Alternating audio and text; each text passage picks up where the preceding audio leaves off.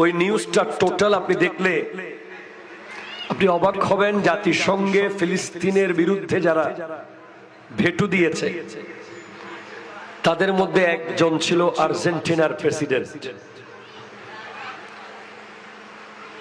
এখন আমি আমার অফিসিয়াল পেজে লিখেছি, মুসলিম তরুণ প্রজন্মের কাছে আমার প্রশ্ন, ফিলিস্তিনের নিষ্পাপ শিশুদের ক্ষত বিক্ষত লাশের কথা কি মনে আছে? ঠিক কিনা বলেন? আমার প্রশ্ন। আমার সেকেন্ড প্রশ্ন হলো, ইসরায়েলের বন্ধু কি আমাদের বন্ধু হতে পারে? আমার থার্ড প্রশ্ন, খেলা কি খেলার পর্যায়ে আছে নাকি চরম আসক্তিতে আজ আমরা নিজের অস্তিত্বকে ভুলতে বসেছি?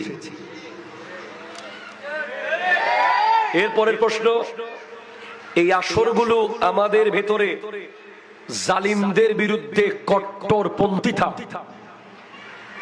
নষ্ট করে দেওয়ার হাতিয়ার নয় কি?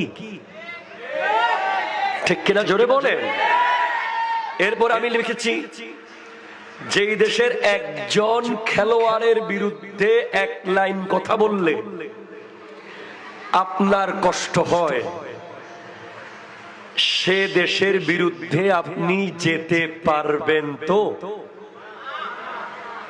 জি পারবেন তো, মানে আমি বুঝাইতে পারিনি আপনাদের। যেই দেশের একজন খেলোয়াড়ের বিরুদ্ধে কথা বললে আপনি রেগে যাচ্ছেন,